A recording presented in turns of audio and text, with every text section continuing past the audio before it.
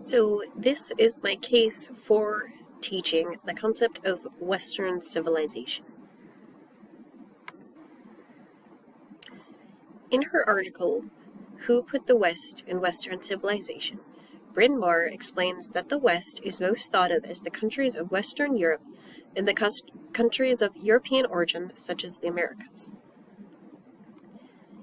Generally, we define civilization as the way that people live in certain areas.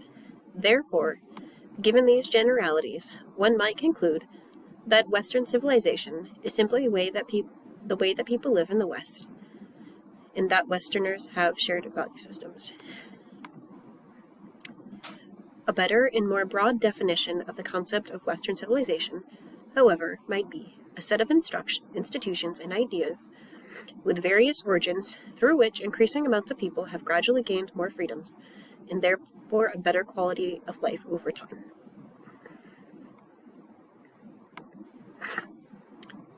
More challenges to defining Western civilization.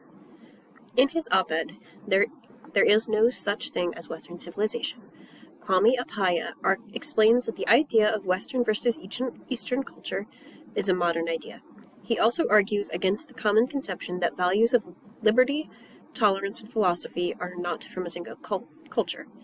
If such values, which are typically thought of as being inventions of the West, are really a hodgepodge of ideas from around the world, then why should we acknowledge there being such a thing as Western civilization?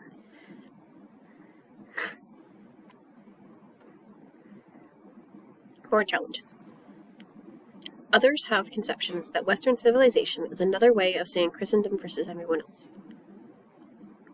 People often argue that Western social, economic, and political ideas have directly deprived women of their rights, caused the evil of slavery in the Americas, and other such things. Those who argue such things fail to acknowledge that our interpretation of what it means to have liberty and freedoms have changed over time.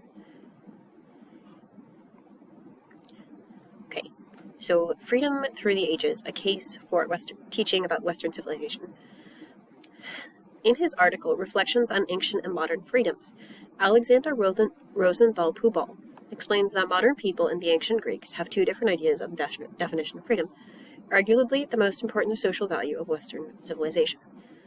In the modern sense, civilization means that one can do something, like practice their religion freely, unhindered by external factors.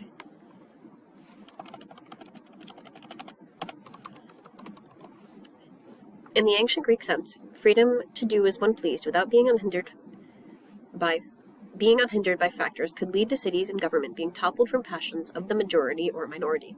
In addition, the Greeks also warned of tyranny from external factors like laws. To the Greeks, true freedom meant being free to act without being a slave to one's passions. Many governments of so-called Western countries have used this concept of freedom to help them form checks and balances within their government to prevent tyranny of the majority or minority. So again, learning about this definition of freedom can help people realize the foundations of government, which is why it's important to learn about the origins of freedom and liberty. Okay, so cultural transfusion within Western civilization.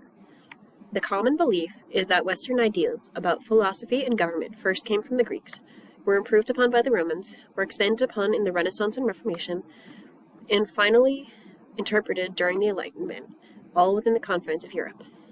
During the 9th century, the Abbasid Caliphate translated the works of Plato and Aristotle into Arabic and expanded upon the ideas of the Greeks.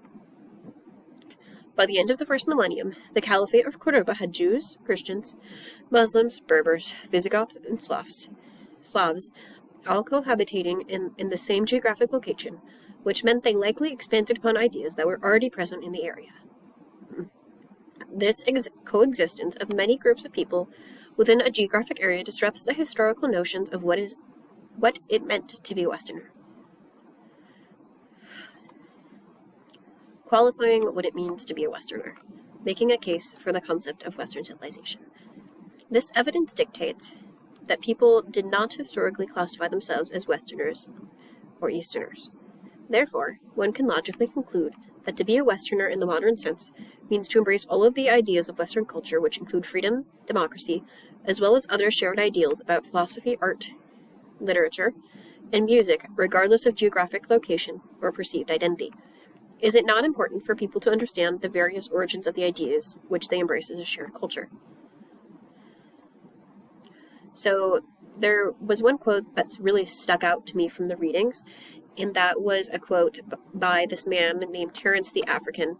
He was a dramatist, slave from Roman Africa, and a Latin interpreter of Greek comedies. He said, "I am human, and I think nothing human alien to me."